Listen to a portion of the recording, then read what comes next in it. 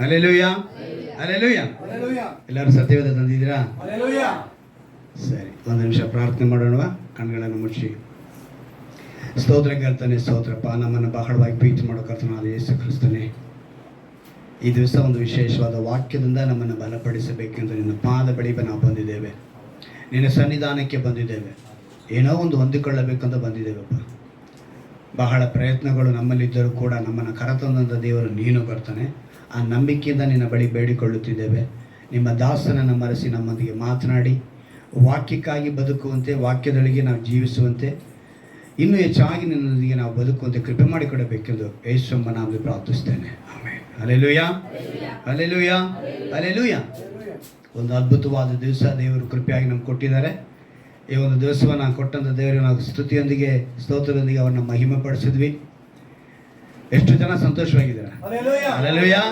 ಯಾಕಂತ ಹೇಳಿದ್ರೆ ಇದು ಸಂತೋಷದ ದಿನ. ಈ ಸಂತೋಷ ದಿವಸದಲ್ಲಿ ನಾವು ಚೆನ್ನಾಗಿ ಗಮನಿಸಬೇಕು. ಏನಂತ ಹೇಳಿದ್ರೆ, ಪ್ರತಿಯೊಬ್ಬರಿಗೂ ಒಂದು ವಿಷಯ, ಒಂದು ಕಾರ್ಯದಲ್ಲಿ ನಾವು ಫಿಕ್ಸ್ ಆಗಬೇಕು. ಫಿಕ್ಸ್ ಅಂದ್ರೆ ಏನು? ಅವಲ್ವಾ? ಈಗ ಡಾಕ್ಟ್ರು ಅಂತ ಹೇಳಿದ್ರೆ ಅಂತ ಇಟ್ಕೊಳ್ಳೋಣ ಅಲ್ವಾ? ಆ ಡಾಕ್ಟ್ರು ಅವನು ಏನೇ ಒಂದು ಗೌರ್ಮೆಂಟ್ ಡಾಕ್ಟ್ರ್ ಆಗ್ಬೋದು, ಪ್ರೈವೇಟ್ ಡಾಕ್ಟ್ರ್ ಆಗ್ಬೋದು, ಅವನ ಕತ್ನಲ್ಲಿ ಏನಿರಬೇಕು? ಆಮೇಲೆ ಒಂದು ಕೋಟು, ಏನದು ಗೊತ್ತಿಲ್ಲ, ಟೆಥಾಸ್ಕೋಪು ಮತ್ತು ಒಂದು ಕೋಟು, ಡಾಕ್ಟ್ರ್ ಕೋಟ್ ಅಲ್ವಾ? ಅದು ಹಾಕಿದ್ರೆ ನಾವೇನು ಮಾಡ್ತೀವಿ? ಅವ್ರನ್ನ ಗುರುತಿಸ್ತೀವಿ. ಅದು ಫಿಕ್ಸ್. ಅದು ಹಾಗೆ ಒಂದು ಪೊಲೀಸ್ ಮ್ಯಾನ್ ಆಗ್ಬೋದು, ಒಬ್ಬರು ಡ್ರೈವರು ಅಂತ ಹೇಳಿದ್ರೆ ಕಾಕಿ ಯೂನಿಫಾರ್ಮು, ಬೇರೆ ವೈಟ್ ಯೂನಿಫಾರ್ಮು ಇದೆ. ಹೀಗೆ ಒಂದೊಂದು ವಿಷಯದಲ್ಲಿ ಒಬ್ಬೊಬ್ಬರು ಒಂದೊಂದು ಫಿಕ್ಸ್ ಆಗ್ತೀವಿ ಅಲ್ವಾ? ಈ ಫಿಕ್ಸ್ ಆದ ಥರ ಶಾಲೆಗೆ ಹೋಗೋ ಮಕ್ಕಳಿಗೆ ಯೂನಿಫಾರ್ಮ್ ಕೊಡ್ತಾರೆ ಅಲ್ವಾ? ಸಮವಸ್ತ್ರ. ಹೀಗೆ ಕಾಲೇಜಿನಲ್ಲಿ ಕೆಲವು ಕಡೆ ಇಟ್ಟಿದ್ದಾರೆ, ಕೆಲವು ಕಡೆ ಇಲ್ಲ. ಅದು ಕೆಲವು ಕಡೆ ಬ್ಲೇಸರ್ ಅಂತ ಇಟ್ಕೊಂಡು ಏನು ಮಾಡ್ತಾರೆ. ಇದೆಲ್ಲ ಏನಿದು? ಒಂದು ಫಿಕ್ಸ್ ಅಲ್ವಾ? ಹಾಗೆ ಕ್ರೈಸ್ತರು ಒಂದು ವಿಷಯದಲ್ಲಿ ಫಿಕ್ಸ್ ಆಗಬೇಕು. ದೇವರು ವಾಗ್ದಾನಗಳು ಕೊಡ್ತಾರೆ. ಏನು ಕೊಡ್ತಾರೆ? ಸೊ ಈ ವಾಗ್ದಾನಗಳನ್ನ ನಾವು ಪಡೆದುಕೊಳ್ಳುವಂಥ ನಾವು ಒಂಥರ ಯಾವ ರೀತಿ ಫಿಕ್ಸ್ ಆಗಬೇಕು ಅಂದರೆ, ಈ ವಾಕ್ಯದಿಂದಾನೇ ನಾನು ಬಲ ಹೊಂದ್ತೀನಿ ಅಂತ ಫಿಕ್ಸ್ ಆಗಬೇಕು. ಹೆಂಗಾಗ್ಬೇಕು ನಾವು? ವಾಕ್ಯದಿಂದಾನೇ ನಾನು ಏನಾಗ್ತೀನಿ? ನನ್ನ ವಿದ್ಯೆನೋ, ನನ್ನ ನಿಪುಣತೆ, ಅಥವಾ ನನ್ನ ಜ್ಞಾನ, ನನ್ನ ತಿಳುವಳಿಕೆ, ನನ್ನ ವಿವೇಕ, ಇದು ಯಾವುದು ನನ್ನ ಬಲಪಡಿಸುವುದಕ್ಕೆ ಸಾಧ್ಯ ಇಲ್ಲ ಅಂತ ನಾವೆಲ್ಲ ಅದನ್ನು ದೂರ ತಳ್ಳಿ, ಮೊದಲನೇದಾಗಿ ನಾವು ಫಿಕ್ಸ್ ಆಗಬೇಕಾದ್ರೆ ಯಾವ ವಿಷಯದಲ್ಲಿ ಅಂತ ಹೇಳಿದ್ರೆ, ದೇವರ ವಾಗ್ದಾನಗಳಿಂದ, ವಾಕ್ಯದಿಂದ ನಾನು ಬಲ ಹೊಂದ್ಕೊಳ್ತೀನಿ ಅಂತೇಳಿ ನಾವು ಫಿಕ್ಸ್ ಆಗಬೇಕು. ಆ ರೀತಿ ಹೊಂದ್ಕೊಂಡಾಗಲೇ ನಮಗೆ ಬರುವಂಥ ಶೋಧನೆಯಲ್ಲಿ ನಾವು ಜಯಿಸುವುದಕ್ಕೆ ಸಾಧ್ಯ. ಶೋಧನೆ ಇಲ್ದಿರ ಮನುಷ್ಯನಿಲ್ಲ, ಎಲ್ಲರಿಗೂ ಇರುತ್ತೆ. ಎಲ್ಲರೂ ಕೂಡ ಎಲ್ಲ ವಿಧದಲ್ಲೂ ಯಾವುದಾದ್ರೂ ಒಂದು ಸಮಯದಲ್ಲಿ ಏನು ನನಗೆ ಶೋಧನೆ ಬಂದಿಲ್ಲ ಅಂತ ಹೇಳೋದಕ್ಕೆ ಸಾಧ್ಯನೇ ಇಲ್ಲ. ಹೇಗಾದರೂ ಸಮಯ ಒಂದು ಅವರು ಆ ಶೋಧನೆ ದಾರಿ ಹೋಗಲೇಬೇಕು. ನಮ್ಮ ವಾಗ್ದಾನ ಈ ತಿಂಗಳು ಎಷ್ಟು ಜನಕ್ಕೆ ಜ್ಞಾಪಕ ಇದೆ? ನಿಮ್ಮ ದೇವರಾದ ಯೆಹೋವನು ದಯೆಯು ಕರುಣೆಯು ಉಳ್ಳವನು. ಆದರೆ ವಿಮೋಚನಾ ಕಾಂಡಲ್ಲ 1 ಪೂರ್ವ ವೃತ್ತಾಂತ 39 ಅಲ್ವಾ? ಆದರೆ ನನ್ನ ಕಡೆಗೆ ತಿರುಗಿಕೊಳ್ಳುವ ನಿಮ್ಮನ್ನು ಕಟಾಕ್ಷಿಸದೆ ಇರುವುದಿಲ್ಲ ಅಂಥೇಳಿ ಮಾತು ಕೊಟ್ಟಿದ್ದಾರೆ. ದೇವರು ಕರುಣೆ ಉಳ್ಳವರಾಗಿದ್ದಾರೆ, ಕಟಾಕ್ಷಿಸ್ತಾರೆ. ಇವತ್ತು ದೇವರು ನಮ್ಮೊಂದಿಗೆ ಯಾವ ರೀತಿ ಇದ್ದಾರೆ ಅಂಥೇಳಿ ನಾವು ತಿಳ್ಕೊಳ್ಳುವಾಗ, ಅವರೊಬ್ಬ ಯಾಜಕನಾಗಿದ್ದಾರೆ. ಮಹಾಯಾಜಕ, ಶ್ರೇಷ್ಠ ಯಾಜಕ. ಯಾರಾಗಿದ್ದಾರೆ ಅವರು? ಮಹಾಯಾಜಕ, ಶ್ರೇಷ್ಠ ಯಾಜಕ. ಓದೋಣವಾ? ಇಬ್ರಿಯರಿಗೆ ಬರೆದ ಪತ್ರಿಕೆ 4ನೇ ಅಧ್ಯಾಯ 14ನೇ ವಾಕ್ಯ. ಇಬ್ರಿಯರಿಗೆ ಬರೆದ ಪತ್ರಿಕೆ 4ನೇ ಅಧ್ಯಾಯ 14ನೇ ವಾಕ್ಯ.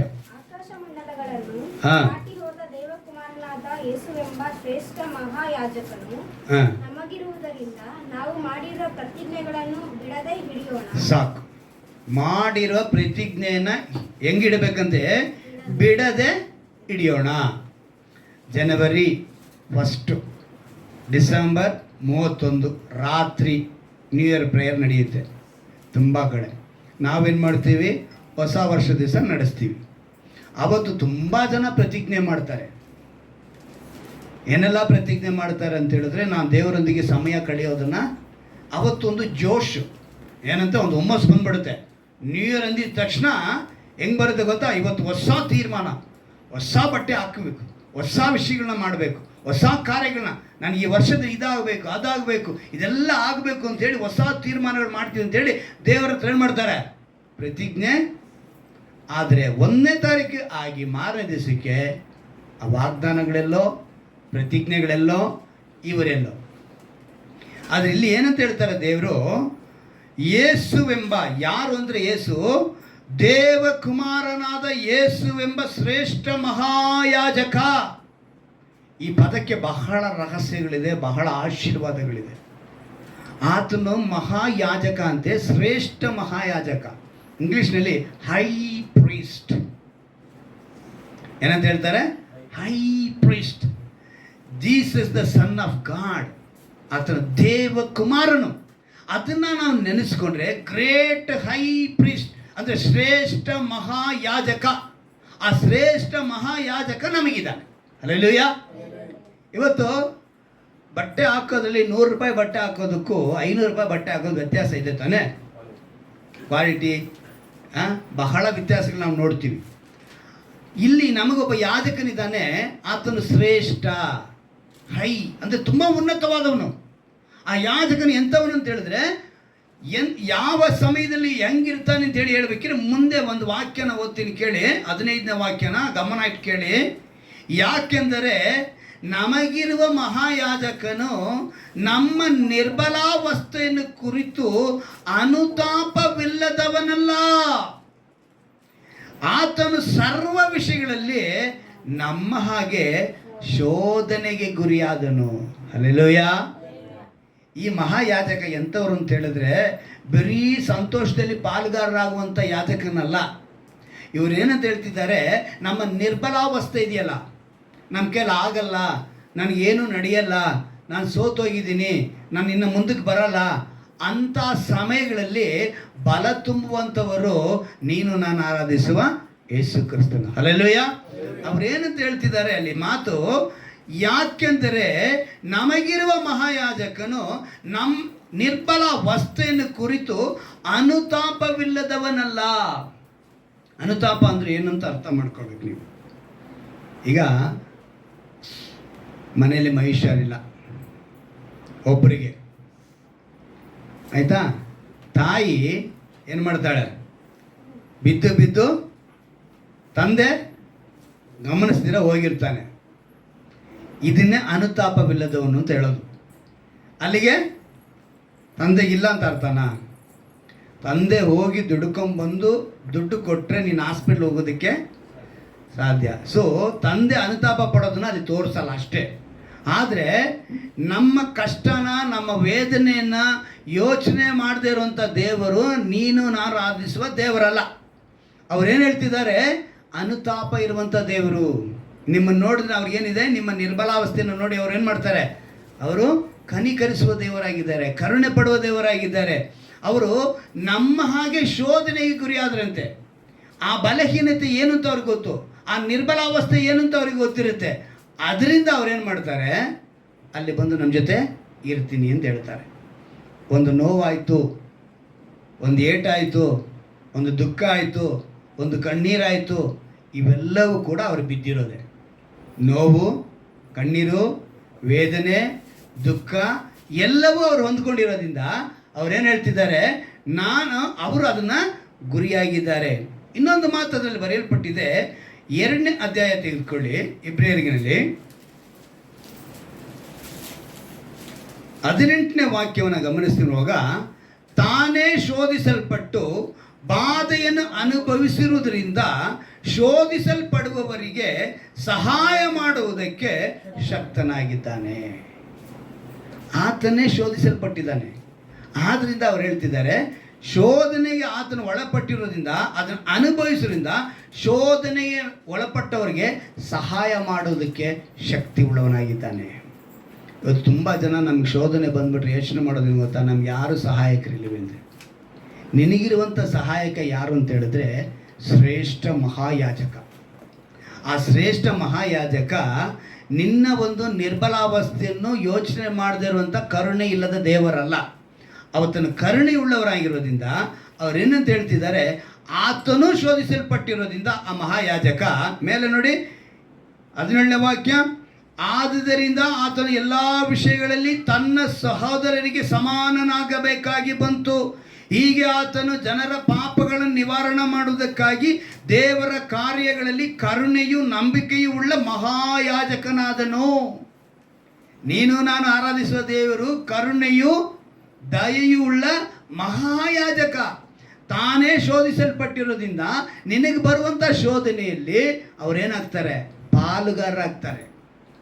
ಕೆಲವೊಂದು ಸಮಯ ನಮ್ಮ ನೋವುಗಳನ್ನ ಯಾರೂ ಹಂಚ್ಕೊಳ್ಳೋಕ್ಕೆ ಸಾಧ್ಯ ಇಲ್ಲ.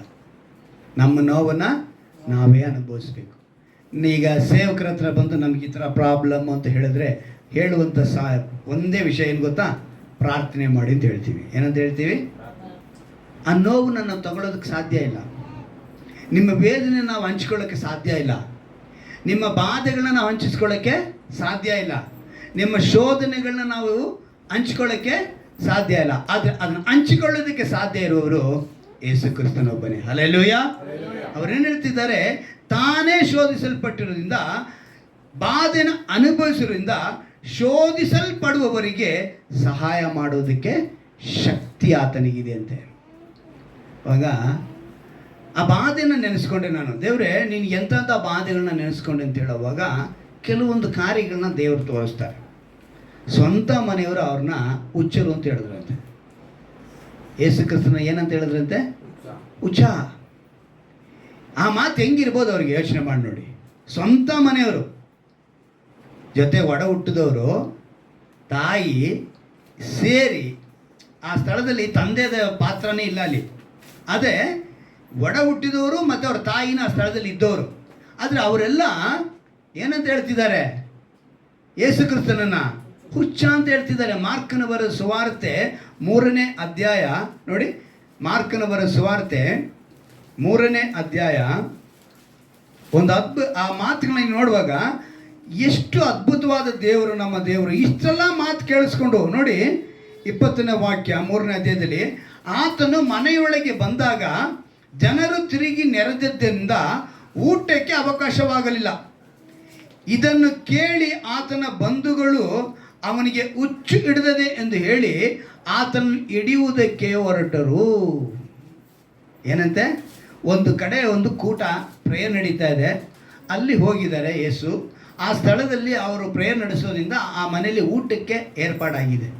ಇವಾಗೆಲ್ಲ ಸಾಮಾನ್ಯವಾಗಿ ಕ್ರೈಸ್ತರ ಮನೆಗಳು ಏನು ಮಾಡ್ತಾರೆ, ಅದು ಕೂಟ ಅಂತ ಹೇಳಿದ್ರಲ್ಲಿ ಏನು ನಡೆಯುತ್ತೆ, ಊಟ ಅರೇಂಜ್ ಮಾಡಿರ್ತಾರೆ. ಸೊ ಈ ಊಟ ತಿನ್ನಕ್ಕೆ ಬರೋರು ಕೆಲವರು ಇರ್ತಾರೆ, ಪ್ರೇಯರ್ಗೆ ಬರೋರು ಇರಲ್ಲ. ಅಂಥ ಗುಂಪಿಗೆ ಸೇರಿದವರೇ ಇಲ್ಲಿಗೆ ಬಂದರು. ಅಲ್ಲಿಗೆ ಆತನ ಬಂಧುಗಳಂತೆ. ಏನಂತೆ? ಬಂಧುಗಳು. ಇನ್ನೊಂದು ಚರಿತ್ರೆ ಪ್ರಕಾರ ಅವ್ರ ಕುಟುಂಬದವರು ಒಡ ಹೊಡೆದವರೇ. ಬಂದವ್ರು ಏನು ಮಾಡಿದ್ದಾರೆ ಇಲ್ಲಿ ಹೇಳ್ತಿದ್ದಾರೆ, ಆತನ ಬಂಧುಗಳು ಅವನಿಗೆ ಹುಚ್ಚು ಹಿಡಿದದೆಂದು ಹೇಳಿ ಆತನ ಹಿಡಿಯುವುದಕ್ಕೆ ಹೊರಟ್ರಂತೆ. ಎಂಥ ಒಂದು ಶೋಧನೆ ನೋಡಿ. ಅಲ್ಲಿ ಪ್ರೇಯರ್ ನಡೆಸಕ್ಕೆ ಹೋಗಿದ್ದಾರೆ, ಪ್ರಾರ್ಥನೆ ನಡೆಸಕ್ಕೆ ಹೋಗಿದ್ದಾರೆ. ಆದರೆ ಆ ಸ್ಥಳದಲ್ಲಿ ಯೇಸು ಕ್ರಿಸ್ತನಿಗೆ ಬಂದಂಥ ಹೆಸರು ಹುಚ್ಚ. ಎಂಥ ಶೋಧನೆ! ಇಂಥ ಶೋಧನೆ ನಿಮಗೂ ನನಗೆ ಬಂದಿದೆಯಾ? ಆದರೆ ನಮಗೆ ಬಂದಿರುವಂಥ ಶೋಧನೆಗಳಲ್ಲಿ ನಾವೇನು ಮಾಡ್ತೀವಿ? ಯೋಚನೆ ಮಾಡ್ತಾ ಇದ್ದೀವಿ ನೋಡಿ. ನಾವು ಪ್ರೀತಿಸಿದವ್ರೆ, ನಾವು ಯಾರನ್ನ ತುಂಬ ಹೆಚ್ಚಿಗೆ ಪ್ರೀತಿಸ್ತೀವೋ ಅವರೇ ನಮಗೆ ಶತ್ರುವಾಗಿ ಮಾರ್ಪಡ್ತಾರೆ.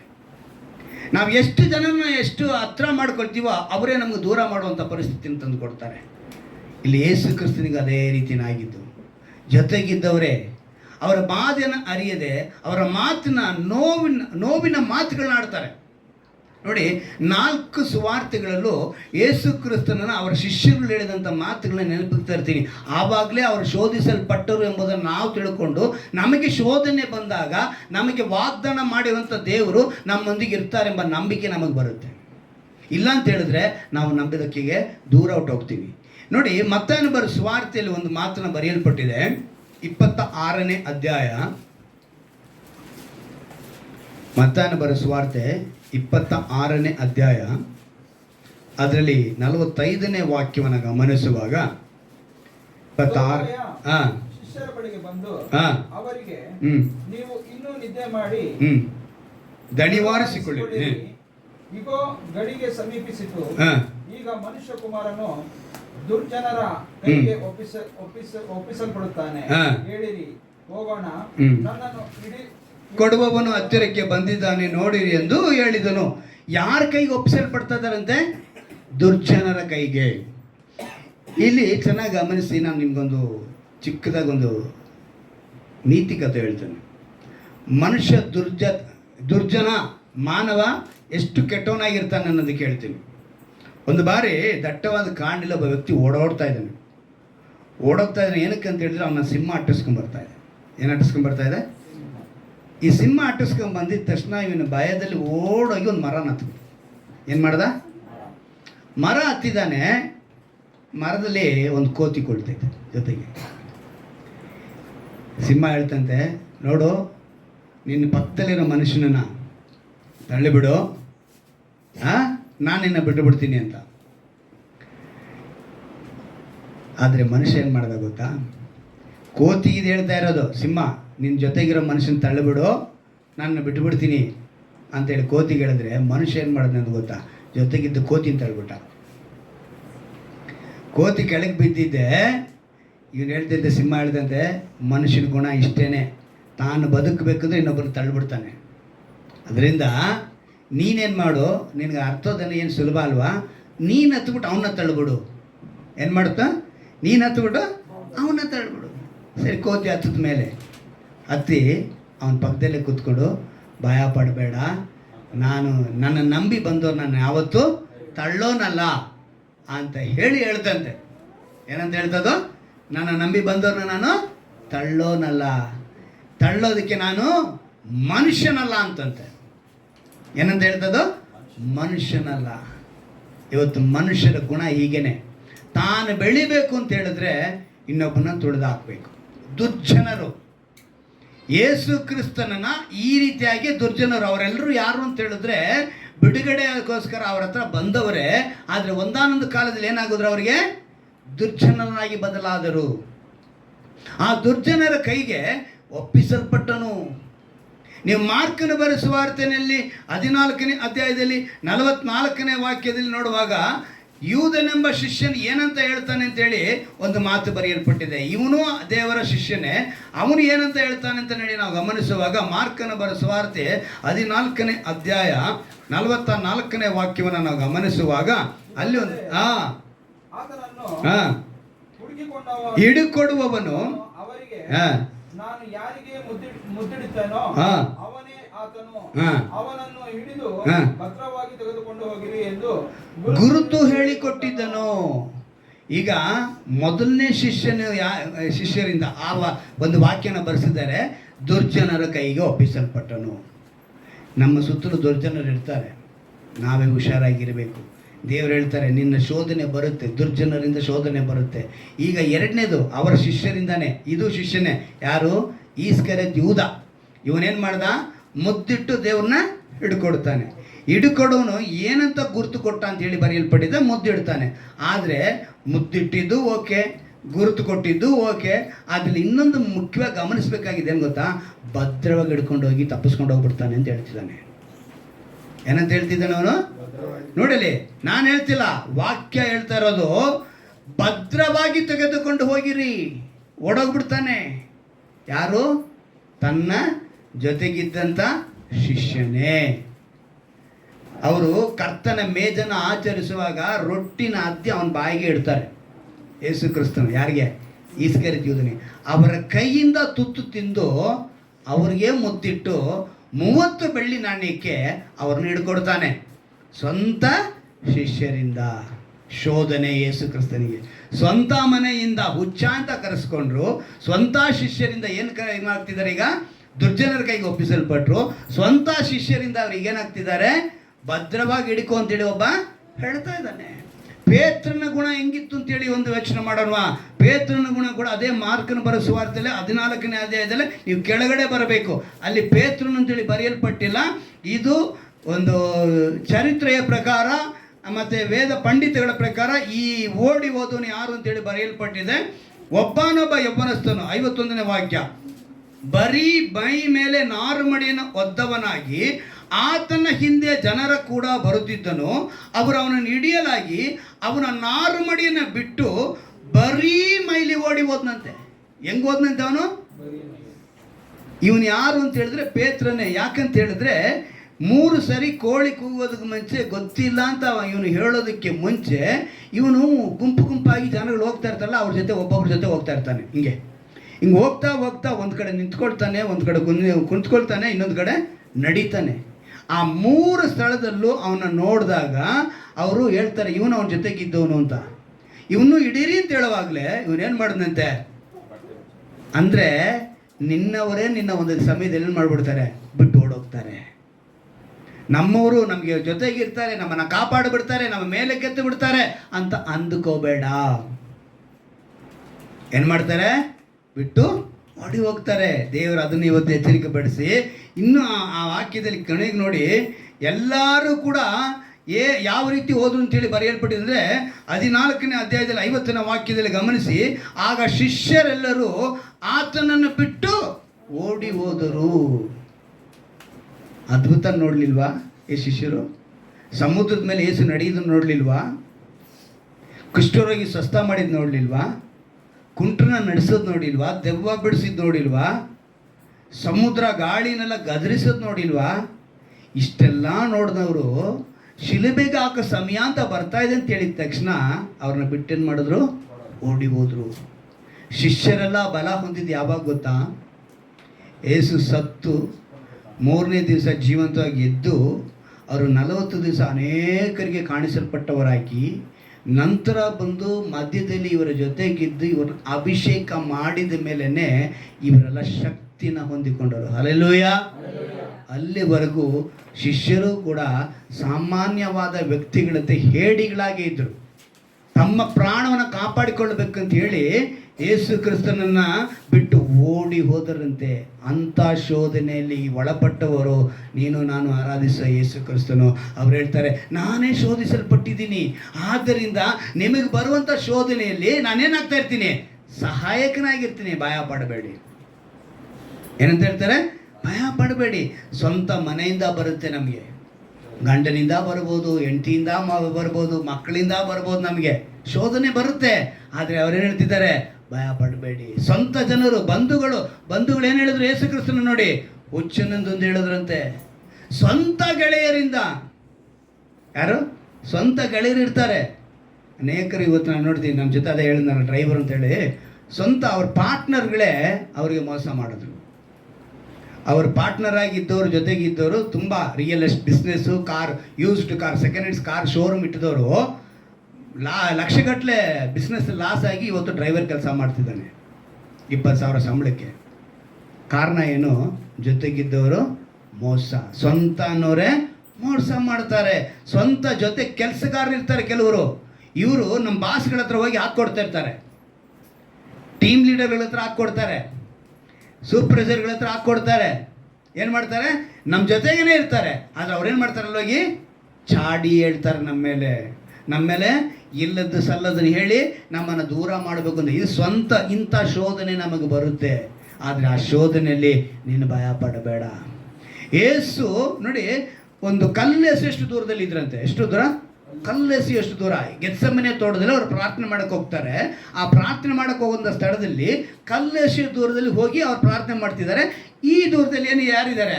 ಶಿಷ್ಯರು. ಇವರು ಪ್ರಾರ್ಥನೆ ಮಾಡ್ತಾರೆ. ಇವರೆಲ್ಲ ಪ್ರಾರ್ಥನೆ ಮಾಡುವಾಗ ನಿದ್ದೆ ಬಂದ್ಬಿಡ್ತಂತೆ. ಯೇಸು ಏನಕ್ಕೆ ಹೋಗಿದ್ದಾರೆ? ಅಲ್ಲಿ ಪ್ರಾರ್ಥನೆ ಮಾಡೋಕ್ಕೆ. ಆದರೆ ಶಿಷ್ಯರಿಗೆ ಏನು ಬರ್ತಾ ಇದೆ? ಇವತ್ತು ನೀನು ಆಶೀರ್ವಾದವಾಗಿರಬೇಕು ಅಂತ ಹೇಳಿದ್ರೆ, ಗಂಡವಾಗಿ ಪ್ರಾರ್ಥನೆ ಮಾಡ್ತಿದ್ರೆ ಹೆಂಡತಿ ನಿದ್ದೆ ಮಾಡ್ತಾರೆ, ಹೆಂಡತಿವಾಗಿ ಪ್ರಾರ್ಥನೆ ಮಾಡ್ತಿದ್ರೆ ಗಂಡ ಗೊರಕೆ ಹೊಡಿತಿರ್ತಾನೆ, ಗಂಡ ಹೆಂಡತಿ ಇಬ್ಬರೂ ಏನೋ ಪ್ರಾರ್ಥನೆ ಮಾಡ್ತಿದ್ರೆ ಮಕ್ಕಳು ಟಿ ವಿ ನೋಡ್ತಾ ಇರ್ತಾರೆ ಅಲ್ವಾ? ಇವತ್ತಿನ ಪರಿಸ್ಥಿತಿ. ಇಂಥ ಶೋಧನೆ ಬಂದಾಗಲೂ ದೇವರು ಹೇಳ್ತಾರೆ, ನೀನು ಧೈರ್ಯವಾಗಿರು, ನಾನು ನಿನ್ನ ಜೊತೆ ಇರ್ತೀನಿ. ಅಂದರೆ ನಾವು ಎಲ್ಲಿಯವರೆಗೆ ದೇವರು ಹೇಳ್ತಾರೆ ಅಂತ ಹೇಳಿದ್ರೆ, ಒಂದು ಮಾತು ಯೋಹನ ಬರೆದ ಸುವಾರ್ತೆ 16ನೇ ಅಧ್ಯಾಯದಲ್ಲಿ 33ನೇ ವಾಕ್ಯದಲ್ಲಿ ಹೇಳ್ತಾರೆ, ನೀವು ನನ್ನಲ್ಲಿದ್ದು ಮನಃಶಾಂತಿಯನ್ನು ಹೊಂದಿದವರಾಗಿರಬೇಕೆಂದು ಇದನ್ನೆಲ್ಲ ನಿಮಗೆ ಹೇಳ್ತೇನೆ. ಏನಂತ ಹೇಳ್ತಾರೆ? ಲೋಕದಲ್ಲಿ ಸಂಕಟ ಉಂಟು, ಧೈರ್ಯವಾಗಿರಿ, ನಾನು ಲೋಕವನ್ನ ಜಯಿಸಿದ್ದೇನೆ. ಲೋಕವನ್ನು ಅವ್ರು ಏನು ಮಾಡಿದ್ದಾರೆ? ಜಯಿಸಿದ್ದಾರೆ. ನಾವೇನು ಮಾಡಬೇಕು? ಅವ್ರನ್ನ ಹಿಂಬಾಲಿಸ್ಬೇಕು. ಅದ್ಭುತ ಹೊಂದಿದ ಜನರು ಯೇಸುವನ್ನ ಶಿಲುಬೆಗೆ ಹಾಕ್ಸು ಅಂತ ಹೇಳಿದ್ರು, ಬರಬ್ಬನನ್ನ ಬಿಡಿಸು ಅಂತ ಹೇಳಿದ್ರು. ಎಂಥ ಶೋಧನೆ ನೋಡಿ. ಆ ಶಿಲುಬೆಗೆ ಹಾಕೋ ಸಮಯದಲ್ಲಿ ಕುಷ್ಠರೋಗಿ ವಾಸಿ ಮಾಡಿದವನು ಎಲ್ಲೋಗಿದ್ದ? ಕುಂಟನಾಗಿದ್ದವನು ವಾಸಿ ಆದವನು ಅವನೆಲ್ಲೋಗಿದ್ದ? ಎಷ್ಟು ಜನ ದೆವ್ವ ಬಿಡಿಸ್ಕೊಂಡ್ರು, ಅವರೆಲ್ಲ ಹೋಗಿದ್ರು? ಯಾರೂ ಬರಲಿಲ್ಲ. ಪಿಲಾತನು ಕೈ ತೊಳೆದು ಕೊನೆಗೆ ನಿಮಗೆ ಯೇಸು ಬೇಕಾ ಬರಬ್ಬನ ಬೇಕಾ ಅಂತ ಹೇಳಿದ ತಕ್ಷಣ ಬರಬ್ಬನನ್ನು ಬಿಡಿಸು, ಯೇಸುವನ್ನು ಶಿಲುಬೆಗೆ ಹಾಕು ಅಂತಾನೆ ಹೇಳಿದ್ರೆ ಹೊರತು ಅವ್ರೇನು ಮಾಡಲಿಲ್ಲ, ಶಿಲುಬೆಗೆ ಬೇಡ ನಮ್ಮ ಯೇಸುನ ಬಿಡು ಅಂತೇಳಿ ಯಾರೂ ಕೇಳಿಲ್ಲ.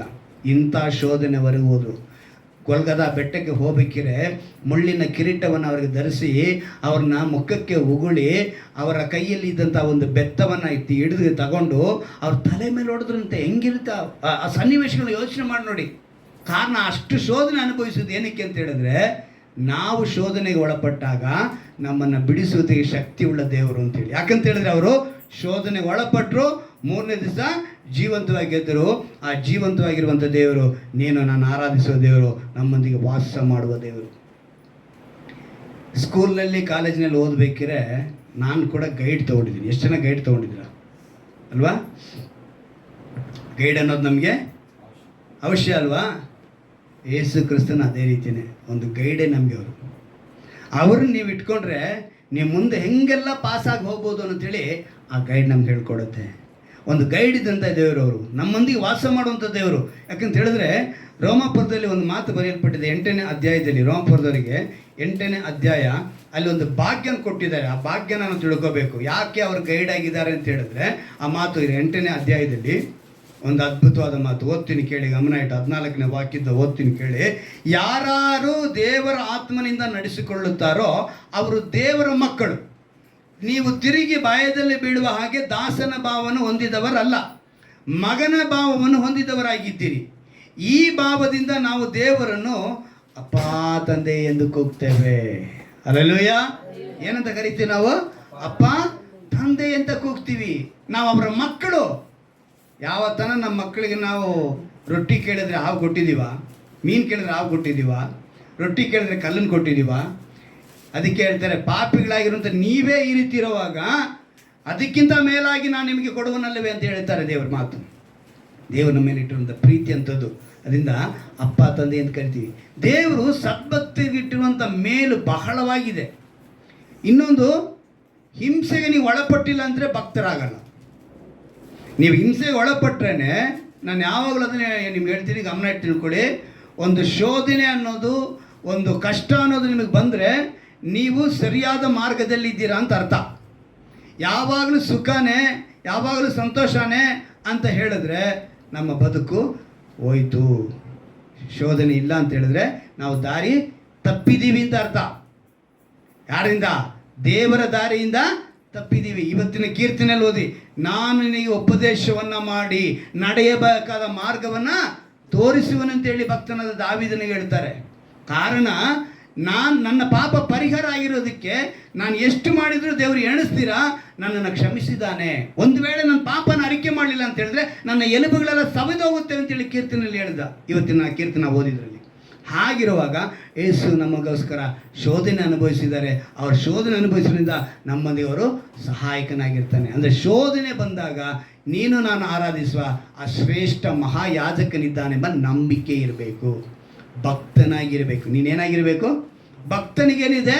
ಹಿಂಸೆ ಇದೆ. ನೀವು 1 ತಿಮೋಥಿ 3:12 ವಾಕ್ಯ ಓದಿ, ಸದ್ಭಕ್ತರಿಗೋಸ್ಕರ ಹಿಂಸೆ ಇದೆ ಅಂತೇಳಿ ಬರೆಯಲ್ಪಟ್ಟಿದೆ. ಯಾರಿಗೋಸ್ಕರ? ಅದೇ ಸದ್ಭಕ್ತರಿಗೋಸ್ಕರ ದಾವೀದನ ಮೂಲಕ ಕೆಲವು ಮಾತುಗಳನ್ನ ಹೇಳ್ಪಟ್ಟಿದೆ. ನೀವೆಲ್ಲ ದಾವೀದ ನೋಡಿದಾಗ ಯೋಚನೆ ಮಾಡಿ, ದಾವೀದ ಗೋಲಿಯತನ್ನ ಜಯಿಸ್ತಾನೆ ಅಲ್ವಾ? ಜಯಿಸಿದ ತಕ್ಷಣ ನಾವೆಲ್ಲ ಏನು ಅಂದ್ಕೊಳ್ತೀವಿ? ಅವನು ಅಂದ್ಕೊಂಡ, ದಾವೀದನ ಕೂಡ ಅಂದ್ಕೊಂಡ, ಇನ್ನೇನಪ್ಪ ನಾವು ಕುರುಬನಾಗಿದ್ವಿ, ಕುರಿ ಮೇಯಿಸ್ಕೊಂಡಿದ್ವಿ, ಈ ಗೋಲಿಯಾತನ ಗೆದ್ದ ಮೇಲೆ ನಮಗೇನು ಬಂದ್ಬಿಡ್ತು? ರಾಜನ ಒಂದು ಪಟ್ಟಾಭಿಷೇಕ ಆಗೋಯ್ತು. ಈಗ ರಾಜನಾದ ಮೇಲೇ ಅವನಿಗೆ ಶತ್ರುತ್ವ ಬಂದಿದ್ದು, ಶೋಧನೆ ಬಂದಿದ್ದು. ಯಾರು? ಸ್ವಂತ ಮಾವ ಸೌಲ ಏನು ಮಾಡ್ದ? ಹೊಟ್ಟೆ ಕಿಚ್ಚುಪಟ್ಟ. ಅರೆ ಇವನ್ನ ನೋಡು ಏನಂತ ಹೊಗಳ್ತಾ ಇದ್ದಾರೆ. ಇವನ ಮೇಲೆ ನನಗೇನಿರಬೇಕು? ಇವನು ಹೆಂಗಾರ ಮಾಡಿ ಮುಗಿಸ್ಬೇಕು ಅಂತ ಅನ್ಕೊಂಡ ಸೌಲ. ಯಾರನ್ನ? ದಾವೀದನ ಕೊನೆಗೆ ಅವನ ಮಗಳನ್ನ ಕೊಟ್ಟು ಅವನ್ನ ಏನು ಮಾಡಬೇಕು ಅಂತ ವಂಚನೆ ಮಾಡಿ ಅವನ ಮೇಲೆ ಸೇಡು ತೀರಿಸ್ಕೋಬೇಕು ಅಂತಾನೆ ಸೌಲ. ಅದೇ ಸಮಯದಲ್ಲಿ ಮಗಳು ಕೂಡ ಇವನ್ನ ತಿರಸ್ಕಾರ ಮಾಡ್ತಾಳೆ. ಆಮೇಲೆ ಇವನ್ನೇ ಮದುವೆ ಆಗ್ತಾಳೆ. ಯಾರನ್ನ? ದಾವೀದನೇ ಮದುವೆ ಆಗ್ತಾಳೆ. ಆದರೆ ಅದಕ್ಕಿಂತ ಮುಂಚೆ ಅವಳು ತಿರಸ್ಕಾರ ಮಾಡ್ತಾಳೆ. ಆಗಲೂ ಕೂಡ ದಾವೀದ ಸೋತು ಹೋಗ್ಲಿಲ್ವಂತೆ. ಸ್ವಂತ ಜನರಿಂದ, ಸ್ವಂತ ಮಾವನಿಂದ, ಸ್ವಂತ ಹೆಂಡತಿಯಿಂದ ಅವನಿಗೆ ಶೋಧನೆ ಬಂತು, ಸೋತು ಹೋಗಲಿಲ್ಲ. ಬಲವಾಗಿ ದೇವರಿಂದ ಓಡ್ದ, ಪ್ರಾರ್ಥನೆ ಮಾಡ್ದ. ಅವನ ನಂತರ ಏನು ಮಾಡ್ದ? ಮಗ ಹುಡ್ತಾನೆ. ಮಗ ಹುಟ್ಟಿದ ಮೇಲೆ ಸ್ವಂತ ಮಗನಿಂದ ಕಾಡಿಗೆ ಒಯ್ಯಲ್ಪಡ್ತಾನೆ. ಕಾರಣ ಮಗ ಅಪ್ಪನ್ನೇ ಕೊಲೆ ಮಾಡಕ್ಕೆ ಬರ್ತಾನೆ. ಅಪ್ಪನಿಂದ ಭಯ ಬಿಕ್ಕು. ಒಂದು ಕಡೆ ಸೌಲ ಮಾವನಿಂದ, ಇನ್ನೊಂದು ಕಡೆ ಮಗ ಪ್ರಾಣ ಭಯದಿಂದ ಕಾಡಿಗೆ ಓಡೋಗ್ತಾನೆ. ದಾವೀದ ಏನು ಅನ್ಕೊಂಡ? ನಾನು ರಾಜನಾಗೋದೆ, ಇನ್ನು ನನಗೇನು ತೊಂದರೆ ಇಲ್ಲ ಅಂತ ಅನ್ಕೊಂಡ. ಇವತ್ತು ಅನೇಕರು ಕ್ರೈಸ್ತರಾಗಿ ಬರೋದಕ್ಕೆ ಏನು ಅಂತ ಅನ್ಕೊಂಡ್ರೆ ಗೊತ್ತಾ? ಇಲ್ಲಿಗೆ ಬಂದ್ಬಿಟ್ರೆ ಸುಖದ ಸುಪ್ಪತ್ತಿಗೆ ಮೆರಿಬೋದು ಅಂತ. ಕ್ರೈಸ್ತರಾಗಾದ್ಮೇಲೆ ಮೇನ್ ಹಿಂಸೆ ಅನುಭವಿಸ್ಬೇಕು, ಆಗಲೇ ಪರಲೋಕದ ಭಾಗ್ಯ ಸಿಗೋದು. ಅಲ್ಲೆಲ್ಲೂಯ್ಯ. ಇಲ್ಲಿ ಏನು ಮಾಡ್ದ? ಅವನು ಹೋಗ್ತಾನೆ. ಹಂಗೆ ಹೋಗಿದ ತಕ್ಷಣ ಅವನು ದಾವೀದನ ಅಟ್ಟಿಸ್ಕೊಂಡು ಯಾರೇ ಬಂದರೂ ಕೂಡ ಅವನೇನು ಮಾಡ್ದ ಗೊತ್ತಾ? ಅವನು ಪ್ರಾರ್ಥನೆ ಮಾಡ್ತಾನೆ. ಕೀರ್ತನೆಗಳು 31ನೇ ಅಧ್ಯಾಯದಲ್ಲಿ ಒಂದು ಮಾತು ಬರೆಯಲ್ಪಟ್ಟಿದೆ ನೋಡಿ. ಕೀರ್ತನೆಗಳು 31:19ನೇ ವಾಕ್ಯವನ್ನು ಗಮನಿಸುವಾಗ, ಸದ್ಭಕ್ತರಿಗೋಸ್ಕರ ನೀನು ಇಟ್ಟುಕೊಂಡಿರೋ ಮೇಲು, ಆಶ್ರಿತರಿಗೋಸ್ಕರ ನೀನು ಎಲ್ಲರ ಮುಂದೆ ಮಾಡಿದ ಉಪಕಾರಗಳು ಎಷ್ಟೋ ವಿಶೇಷವಾಗಿದೆ. ಹಲ್ಲೆಲೂಯಾ. ಸದ್ಭಕ್ತರಿಗೋಸ್ಕರ ಏನಿಟ್ಟಿದ್ದಾರಂತೆ? ಮೇಲಿಟ್ಟಿದ್ದಾರೆ ನೋಡಿ. 20ನೇ ವಾಕ್ಯ ಹೇಳಿದೆ, ಮನುಷ್ಯರ ಒಳಸಂಚುಗಳಿಂದ ಹಾನಿ ಉಂಟಾಗದಂತೆ ಅವರನ್ನು ನಿನ್ನ ಸಾನ್ನಿಧ್ಯದಲ್ಲಿಯೇ ಮರೆ ಮಾಡುತ್ತಿ. ಎಲ್ಲಿ ಮರೆ ಮಾಡ್ತಾರಂತೆ? ಸಾನ್ನಿಧ್ಯ ಅನ್ನೋದು ದೇವರ ವಾಕ್ಯ ಕೇಳುವಂಥ ಸ್ಥಳ. ಸೊ ನೀವು ವಾರ ಆದರೆ ಆರಾಧನೆಗೆ ಬನ್ನಿ ಅಂತ ಹೇಳೋದು ಇದಕ್ಕೇನೆ. ನಿಮ್ಮನ್ನು ಈ ವಾಕ್ಯದಿಂದ ಮರೆ ಮಾಡಿ ದೇವರಲ್ಲಿ ಒಂದು ಪ್ರೊಟೆಕ್ಷನ್ ನಿಮ್ಗೆ ಕೊಟ್ಟರು, ನಿಮ್ಗೆ ಕಳಿಸ್ಕೊಡ್ತಾರೆ. ನೀವು ಆ ಪ್ರೊಟೆಕ್ಷನಲ್ಲಿ ಬಾಳ್ತಾ ಇರ್ತೀರ. ನಿಮಗೆ ಶೋಧನೆ ಅನ್ನೋದು ಬಂದಾಗ ನೀವು ಜಯಿಸುವುದಕ್ಕೆ ಸಾಧ್ಯ ಆವಾಗಲೇ. ಆದರೆ ನೀವೇನು ಮಾಡಬೇಕು? ಅವರ ಸಾನ್ನಿಧ್ಯಕ್ಕೆ ಬರಬೇಕು. ಇವನು ಓಡಿ ಓಡಿ ಓಡಿ ದೇವರ ಸಾನ್ನಿಧ್ಯದಲ್ಲೇ ಕುಳಿತ ದಾವೀದ. ಅವನಿಗೆ ಸಿಕ್ಕಿದ್ದೇನು ಗೊತ್ತಾ? ಮೇಲು. ಸದ್ಭಕ್ತಿಗೋಸ್ಕರ ಇಟ್ಟಿರುವಂಥ ಮೇಲು. ಒಬ್ಬ ಭಕ್ತಿ ದೇವರ ಬಳಿ ವರ ಕೇಳದಂತೆ. ಏನೋ ದೇವರ ಬಳಿ ವರ ಕೇಳ್ತಾನೆ. ದೇವರು ಹೇಳ್ತಾರೆ, ಒಂದೇ ಒಂದು ವರ ಕೊಡ್ತೀನಿ. ಏನು? ಒಂದೇ ಒಂದು ವರ ಕೊಡ್ತೀನಿ. ಆ ವರದಲ್ಲಿ ಏನು ಬೇಕೋ ನೀನು ಕೇಳ್ಕೊ. ತಕ್ಷಣ ಹೇಳಿದಂತೆ ದೇವರ ಹತ್ರ, ದೇವರೇ 1 ನಿಮಿಷ ಒಳಗಡೆ ಹೋಗಿ ಬರ್ತೀನಿ ಅಂತೇಳಿ ಒಳಗಡೆ ಹೋಗಿ ಅಪ್ಪ ಅಮ್ಮನ್ನು ಹೆಂಡ್ತಿನೂ ಕೇಳ್ತಾನೆ. ದೇವ್ರ ಈ ಥರ ಬಂದಿದ್ದಾರಮ್ಮ, ವರ ಕೊಡ್ತೀನಿ ಅಂತ ಹೇಳಿದ್ದಾರೆ, ಏನು ಕೇಳಲಿ? ಹೆತ್ತವ್ರು ಹೇಳಿದ್ರು, ಅವರಿಬ್ಬರು ಕುರುಡ್ರು. ಹೆತ್ತವ್ರು ಯಾರು? ಅವ್ರು ಹೇಳಿದ್ರಂತೆ, ಅಪ್ಪ ಪ್ರಪಂಚ ನೋಡಿ ನಾವು ನೋಡೇ ಇಲ್ಲ, ಪ್ರಪಂಚ ನೋಡೇ ಇಲ್ಲ, ಪ್ರಪಂಚ ನೋಡ್ಬೇಕು ನಾವು ಕಣ್ಣಿಂದ, ನಮಗೆ ದೃಷ್ಟಿ ಕೊಡು ಅಂತ ಕೇಳ್ಬಿಡಪ್ಪ ಅಂತ. ಹೆಂಡ್ತಿನ ಕೇಳಿದಂತೆ. ಹೆಂಡ್ತಿ ಹೇಳಿದಂತೆ, ನೋಡ್ರಿ ಮದುವೆ ಆಗಿ ಇಷ್ಟು ವರ್ಷ ಆಯಿತು, ನಮಗೆ ಮಕ್ಕಳೇ ಆಗಿಲ್ಲ, ನಮಗೊಂದು ಮಗು ಆಗಲಿ ಅಂತ ಕೇಳ್ರಿ ಅಂತ. ಇವನು ದೇವ್ರ ಹತ್ರ ಏನಂತ ವರ ಕೇಳ್ತಿದ್ದ ಗೊತ್ತಾ? ಈ ಪ್ರಪಂಚದಲ್ಲಿ ನಾನು ಶ್ರೀಮಂತನಾಗಬೇಕು ಅಂತ ಕೇಳ್ತಿದ್ದ. ಏನಂತ ಕೇಳ್ತಿದ್ದ? ಇವಾಗ ಹೆತ್ತವ್ರಿಗೇನು ಬೇಕು? ಹೆಂಡ್ತಿಗೇನು ಬೇಕು? ಇಲ್ಲಿ ಇವನಿಗೇನು ಬೇಕು? ದೇವ್ರು ಕೊಡ್ತೀನಿ ಅಂತ ಹೇಳಿದೆಷ್ಟು? ಈಗ ಏನು ಮಾಡಬೇಕು? ಯೋಚನೆ ಮಾಡಿ ದೇವ್ರ ಹತ್ರ ಕೇಳಿದಂತೆ, ದೇವ್ರೇ ನನ್ನ ಮಗನ್ನ ಚಿನ್ನದ ತೊಟ್ಲಿಯಲ್ಲಿ ಹಾಕಿ ನಮ್ಮ ತಂದೆ ತಾಯಿ ನೋಡುವಂತೆ ವರ ಕೊಡು ಅನ್ನಂತೆ. ಹೆಂಗೆ? ನನ್ನ ಮಗನ್ನ ಚಿನ್ನದ ತೊಟ್ಲಲ್ಲಿ ಹಾಕಿ ನಮ್ಮ ತಂದೆ ತಾಯಿ ನೋಡುವಂತೆ ವರ ಕೊಡು ಅನ್ನಂತೆ. 3 ಬಂತಾ? ಮಗ ಕೇಳದ್ನ, ಹೆಂಡ್ತಿಗೆ ಬಂದ್ಬಿಡ್ತು.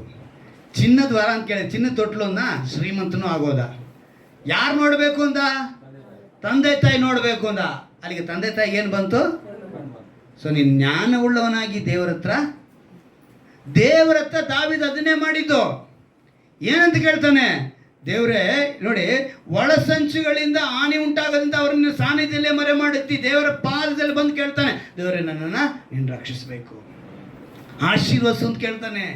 ಅಂದರೆ ನೀವು ಸಾನ್ನಿಧ್ಯಕ್ಕೆ ಬಂದಾಗ ನಿಮ್ಮ ವಾಕ್ಯ, ಈ ದೇವರ ವಾಕ್ಯ ಬಿತ್ತೋದಕ್ಕೆ ನಿಮ್ಮ ಹೃದಯ ಎಂಬ ನೆಲ ಇರಬೇಕು. ಯಾವ ನೆಲ ಇರಬೇಕು? ಹೃದಯವೆಂಬ ನೆಲ. ಆ ನೆಲದಲ್ಲಿ ವಾಕ್ಯ ಬಿತ್ತಲ್ಪಡಬೇಕು. ಅಲ್ಲಿ ಬಿದ್ದಿದ ತಕ್ಷಣ 30, 60, 90, 100ರಷ್ಟು ಫಲ ನಿಮಗೆ ಸಿಗುತ್ತೆ. ಆದರೆ ನೀವೇನು ಮಾಡಬೇಕು? ಸಾನ್ನಿಧ್ಯಕ್ಕೆ ಬರಬೇಕು. ಅಲ್ಲಿ ನಿಮ್ಮ ಹೃದಯವನ್ನು, ಆ ನೆಲವನ್ನು ಕೊಡಬೇಕು. ದೇವರ ಮೇಲೆ ಎಲ್ಲರೂ ನ್ಯೂ ಇಯರಲ್ಲಿ ಮಾತ್ರ ನಾವು ಹೃದಯ ಕೊಡೋದು. ನ್ಯೂ ಇಯರ್ ಆದಮೇಲೆ ಇಲ್ಲ. ನ್ಯೂ ಇಯರ್ 12 ಗಂಟೆಗೆ ಅಲ್ಲಿ ಆಗಿದ ತಕ್ಷಣ ಕೇಕ್ ಕಟ್ ಮಾಡಿಬಿಟ್ಟು ಪಾರ್ಟಿ ಮಾಡಿ ಮಾರನೇ ದಿವಸಕ್ಕೆ ನಮಗೂ ದೇವ್ರಿಗೂ ಸಂಬಂಧನೇ ಇಲ್ಲಂಗೆ ಬಾಳ್ತಾ ಇದ್ದೀವಿ. ನ್ಯೂ ಇಯರ್ಗೆ ನಾವು ಸೀಮಿತವಾದವರು, ಕ್ರಿಸ್ಮಸ್ಗೆ ನಾವು ಸೀಮಿತವಾದವರು ಕ್ರೈಸ್ತರು. ಆದರೆ ಮಿಕ್ಕಿ ದಿವಸ ಅಲ್ಲ, ಅವ್ರು ಯಾರೋ ನಾವು ಯಾರೋ. ಕೋರಹಿಯರ್ ಒಂದು ಮಾತು ಹೇಳ್ತಾರೆ. ಒಂದು ಮಾತನ್ನು ಹೇಳಬೇಕು ಅಂತ ಹೇಳಿದ್ರೆ 74ನೇ ಕೀರ್ತನೆಯಲ್ಲಿ 10ನೇ ವಾಕ್ಯದಲ್ಲಿ, ಕೀರ್ತನೆಗಳು 74ನೇ ಅಧ್ಯಾಯ 84 ಒಂದು ಅದ್ಭುತವಾದ ಮಾತು. ನಿನ್ನ ಆಲಯದ ಅಂಗಳಗಳಲ್ಲಿ ಕಳೆದ ಒಂದು ದಿನವು ಬೇರೆ 1000 ದಿನಗಳಿಗಿಂತ ಉತ್ತಮವಾಗಿದೆ. 1000 ದಿವಸಕ್ಕೆ ಸಮವಾಗಿ ಹೇಳ್ತಾನೆ ಒಂದು ದಿವಸದ ಏನೋ ಆಲಯವನ್ನು. ಒಂದು ದಿವಸದ ಆರಾಧನೆ 1000 ದಿವಸಗಳ ಲೋಕ ಪ್ರಕಾರವಾದ ಆಶೀರ್ವಾದಕ್ಕೆ. ಈ ಲೋಕದಲ್ಲಿ 1000 ದಿವಸ ನೀನು ಪಟ್ಟರೆ, ಕಷ್ಟಪಟ್ಟರೆ ಆ ಸುಖನ ಅನುಭವಿಸ್ತೇವೆ. 1000 ದಿವಸಕ್ಕೆ ಅದನ್ನು ಒಂದೇ ದಿವಸ ಸಿಗುತ್ತಂತೆ. ಯಾವಾಗ? ಆರಾಧನೆಗೆ ಬಂದರೆ. ಆ ಒಂದು ದಿವಸದಲ್ಲಿ ದೇವರು ಏನು ಮಾಡ್ತಾರೆ? ಆಶೀರ್ವದಿಸ್ತಾರೆ. ದೇವರು ಅದನ್ನು ಹೇಳ್ತಾರೆ. ಸದ್ಭಕ್ತರಿಗೆ, ಲೋಕಕ್ಕೆ ಸಂಬಂಧವುಳ್ಳವರು ಹೇಳ್ತಾರೆ, ದೇವರಿಂದ ಒಳ್ಳೇದಾದರೆ ಸಭೆಗೆ ಬರ್ತೀವಿ ಅಂತೇಳಿ. ನೀವು ಆ ರೀತಿ ಹೇಳ್ಬಾರ್ದು. ನೀವು ಸಭೆಗೆ ಬರಬೇಕು, ಸಭೆಯಲ್ಲಿ ಪ್ರಾರ್ಥನೆ ಮಾಡಬೇಕು, ದೇವರ ಹತ್ರ ಕೇಳಬೇಕು. ದೇವ್ರು ಏನು ಮಾಡ್ತಾರೆ? ಶ್ರೇಷ್ಠ ಮಹಾಯಾಜಕ ತಾನು ಶೋಧಿಸಲ್ಪಟ್ಟಿರೋದ್ರಿಂದ ನಿನಗೆ ಬರುವಂಥ ಶೋಧನೆಯಲ್ಲಿ ಸಹಾಯಕನಾಗಿರೋದಕ್ಕೆ ಸಾಧ್ಯ. ಆಗಲೇ ನೀನು ಅವರನ್ನು, ಕೊನೆಯ ಮಾತು ಕೀರ್ತನೆ 65ನೇ ಅಧ್ಯಾಯದ 4ನೇ ವಾಕ್ಯ, ಕೀರ್ತನೆಗಳು 65, 4ನೇ ವಾಕ್ಯ. ನಿನ್ನ ಅಂಗಳದಲ್ಲಿ ವಾಸಿಸುವರಾಗಿ ನಿನ್ನ ಸನ್ನಿಧಿಯಲ್ಲಿ ಸೇವೆ ಮಾಡೋದಕ್ಕೋಸ್ಕರ ಯಾರನ್ನು ಆರಿಸಿಕೊಳ್ಳುತ್ತೀಯೋ ಅವರೇ ಧನ್ಯರು. ನೀನು ವಾಸಿಸುವ ಮಹಾಪವಿತ್ರಾಲಯದ ಸೌಭಾಗ್ಯದಿಂದ ನಮಗೆ ಸಂತೃಪ್ತಿಯಾಗಲಿ. ಎಂಥ ಸಂತೃಪ್ತಿ? ಪವಿತ್ರಾಲಯದಿಂದ ಸೌಭಾಗ್ಯ ನಿಮಗೆ ಸಿಗುತ್ತೆ. ಎಲ್ಲೇ? ಪವಿತ್ರ ಆಲಯ. ನೀವು ಸಭೆಯಲ್ಲೇ ಬರಬೇಕು, ಸಭೆಯಲ್ಲೇ ವಾಕ್ಯ ಕೇಳಬೇಕು. ಆ ವಾಕ್ಯವೆಂಬ ಬೀಜ ನಿಮ್ಮ ಹೃದಯದಲ್ಲಿ ಬಿತ್ತಲ್ಪಡಬೇಕು. ಆ ಬಿತ್ತಲ್ಪಟ್ಟಾಗ ನೀವು ಭಕ್ತರಾಗಿರ್ತೀರ. ಭಕ್ತನಿಗೆ ಏನು ಮಾಡ್ತಾರೆ? ದೇವರು ಎಲ್ಲ ಮೇಲುಗಳನ್ನು ಇಟ್ಟಿದ್ದಾರೆ. ಸೊ ನಾವೆಲ್ಲ ಮೊಣಕಾಲು ಹಾಕಿ ದೇವರ ಬಳಿ ಕೇಳೋಣವಾ? ಶ್ರೇಷ್ಠ ಮಹಾಯಾಜಕ, high priest, the great high priest Yesu, ಆ ಶ್ರೇಷ್ಠ ಮಹಾಯಾಜಕನ ಬಳಿ ನೀವು ಕೇಳಬೇಕು. ಇವತ್ತು ಎಷ್ಟೋ ಜನ ವೋಟರ್ ಲಿಸ್ಟಲ್ಲಿ ಇಲ್ಲ ಹೆಸರು. ಕಾರಣ ಅವರು ಸತ್ತವರಾಗಿದ್ದಾರೆ. ಇಂದು ನಾವೆಲ್ಲ ನಂಬಿಕೆಯಿಂದ ಜೀವೆಂಬ ಜಯಮಾಲೆಯನ್ನು ಧರಿಸಿಕೊಂಡಿದ್ದೀವಿ. ಜೀವಪಾದ್ಯರ ಪಟ್ಟಿಯಲ್ಲಿ ನಮ್ಮ ಹೆಸರು ಬರೆಸಬೇಕು ಅಂತ ಹೇಳಿದ್ರೆ, ಶೋಧನೆ ಬಂದಾಗ, ಸಂಕಟ ಬಂದಾಗ ಭಯಪಡದೆ ಧೈರ್ಯವಾಗಿರಬೇಕು. ಯೇಸುವನ್ನು ಹಿಂಬಾಲಿಸೋಣ. ಖಂಡಿತವಾಗಲೂ ದೇವರು ಏನು ಮಾಡ್ತಾರೆ? ನಮಗೆ ಸಹಾಯಕನಾಗಿ ನಿಂತ್ಕೊಳ್ತಾರೆ. ಎಲ್ಲರೂ ಕೇಳೋಣವಾ? ಸ್ತೋತ್ರ ಕರ್ತನೆ, ಸ್ತೋತ್ರಪ್ಪ. ಇದು ನಾವು ಕೇಳಿದ ವಾಕ್ಯದ ಪ್ರಕಾರ ನೀನು ಕರುಣೆಯು ನಂಬಿಕೆಯುಳ್ಳ ದೇವರು, ಮಹಾಯಾಜಕನು, ಶ್ರೇಷ್ಠ ಮಹಾಯಾಜಕನು. ನಮ್ಮ ಮಹಾಯಾಜಕನು ನಮ್ಮ ನಿರ್ಬಲಾವಸ್ಥೆಯನ್ನು ಅರಿತು ಅನುತಾಪ ಪಡದವನಲ್ಲ. ತಾನೇ ಶೋಧನೆಗೆ ಗುರಿಯಾಗಿರೋದ್ರಿಂದ ಶೋಧನೆಗೆ ಒಳಪಟ್ಟವರಿಗೆ ಸಹಾಯ ಮಾಡುವ ಶಕ್ತಿ ಉಳ್ಳ ದೇವರೆಂಬುದನ್ನು ತಿಳಿದುಕೊಂಡೆವಪ್ಪ. ನಿನಗೆ ಬಂದಂಥ ಶೋಧನೆ ನಾವು ಧ್ಯಾನಿಸಿದೆವಪ್ಪ. ಸ್ವಂತ ಮನೆಯಿಂದ, ಶಿಷ್ಯರಿಂದ, ಎಸೆಯ ನೀನು ಬಿದ್ದಂಥ ಶೋಧನೆಗಳು ನಾವು ಅದನ್ನೆಲ್ಲ ಕಂಡು, ನಮಗೆ ಬರುವಂಥ ಶೋಧನೆಗಳಲ್ಲಿ ಈ ಲೋಕದಲ್ಲಿ ಸಂಕಟ ಉಂಟು, ಧೈರ್ಯವಾಗಿ ನಾನು ಜಯಿಸಿದ್ದೇನೆಂಬ ಮಾತಿನ ಮೇಲೆ ನಾವು ನಂಬಿಕೆ ಇಡುತ್ತಿದ್ದೇವೆ. ನಮ್ಮ ಬದುಕು ಬದಲಾಯಿಸುವಂತೆ ನಿನ್ನ ಕೃಪೆನ ಅನುಗ್ರಹಿಸಿ. ಅಪ್ಪ, ತಂದೆ ಎಂದು ಕೂಗುತ್ತಿದ್ದೇವಪ್ಪ. ನಾವು ನಿನ್ನ ಮಕ್ಕಳಾಗಿದ್ದೇವೆ ಕರ್ತನೆ. ಸದ್ಭಕ್ತರಿಗಿಟ್ಟಿರುವ ಮೇಲುಗಳು ಬಹಳವಾಗಿದೆ, ಅದು ಒಳ್ಳೆಯದಾಗಿದೆ. ಎಷ್ಟೋ ಮೇಲುಗಳು ಇಟ್ಟಿದೆಯಪ್ಪ. ಮನುಷ್ಯರು ಒಳಸಂಚುಗಳು ಮಾಡಿದರೂ ಕೂಡ ಅದನ್ನು ಜಯಿಸುವ ಶಕ್ತಿ ನೀನು ನಮ್ಗೆ ಕೊಟ್ಟಿರೋದಕ್ಕಾಗಿ ಸ್ತೋತ್ರಪ್ಪ. ನಂಬಿಕೆಯಿಂದ ನಾವು ನಮ್ಮ ಬಳಿ ಬಂದಿದ್ದೇವೆ ಕರ್ತನೆ.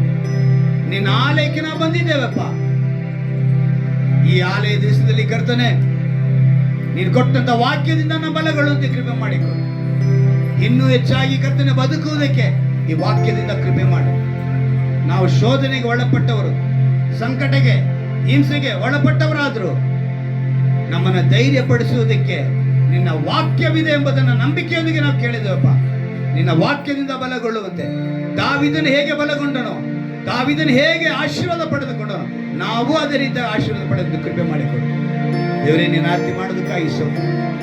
ಇಲ್ಲಿ ಬಂದಿರುವಂಥ ಪ್ರತಿಯೊಬ್ಬರಲ್ಲೂ ಕೂಡ ಕರ್ತನೆ ಏನೋ ಒಂದು ನೆನಪು, ಏನೋ ಒಂದು ಬೇಕು, ಏನೋ ಒಂದು ಎದುರು ನೋಡುತ್ತಾ ಬಂದಿದ್ದಾರೆಪ್ಪ. ದೇವರು ನನಗೆ ಇವತ್ತು ಏನಾದ್ರು ಒಂದು ಹೊಸದನ್ನು ಕೊಡುತ್ತಾರೆ ಅಂತ ನಂಬಿಕೆ ಇದ್ದಾರೆ. ಒಂದು ವೇಳೆ ಈ ವಾಕ್ಯವನ್ನ ಯಾರಾದರೂ ಕರ್ತನೆ ಆನ್ಲೈನ್ನಲ್ಲೋ ಯೂಟ್ಯೂಬ್ನಲ್ಲೋ ಕೇಳುವಾಗ ಕರ್ತನೆ ಎಸೆಯ ಅವರಿಗೆ ಕೂಡ ಕರ್ತನೆ ನಿನ್ನ ಕೃಪೆಯನ್ನು ಅನುಗ್ರಹಿಸಿ, ಅವ್ರು ಬಯಸುವಂತ ಆರೋಗ್ಯವನ್ನು ಕೊಡು, ಅವ್ರು ಬಯಸುವಂತ ಸ್ವಸ್ಥತೆಯನ್ನು ಕೊಡು, ಅವ್ರು ಬಯಸುವಂತ ಆಶೀರ್ವಾದವನ್ನು ದಯಪಾಲಿಸು. ಕಾರಣ ಶೋಧನೆಗೆ ಒಳಪಟ್ಟಂತ ದೇವರು ನೀನು. ಶೋಧನೆಗೆ ಒಳಪಟ್ಟಿರುವವರಿಗೆ ಸಹಾಯ ಮಾಡೋ ಶಕ್ತಿಯುಳ್ಳ ದೇವರು. ಯಾರೇ ಆಗಿರ್ಲಿ ಕರ್ತನೆ ಅವ್ರನ್ನ ಧೈರ್ಯಪಡಿಸು. ಈ ಸಂಕಟದಿಂದ ಹೊರಬರುವಂತೆ ಒಂದು ವಿಮೋಚನೆ ಉಂಟಾಗುವಂತೆ ಕೃಪೆ ಮಾಡು. ನಿನ್ನ ವಿಶೇಷವಾದ ಕೃಪೆಯಿಂದ ತುಂಬಿಸು. ನೀನು ಆ ರೀತಿ ಮಾಡುವುದಕ್ಕಾಗಿ ಸ್ತೋತ್ರ. ಎಲ್ಲಾ ಕೃಪೆಯು, ಎಲ್ಲಾ ಘನವು ಕರ್ತನೆ ನಿನ್ನ ವಾಕ್ಯದಿಂದ ನಾವು ಹೊಂದಬೇಕು. ನಿನ್ನ ವಾಕ್ಯದಿಂದ ನಾವು ಬಲಗೊಳ್ಳಬೇಕು.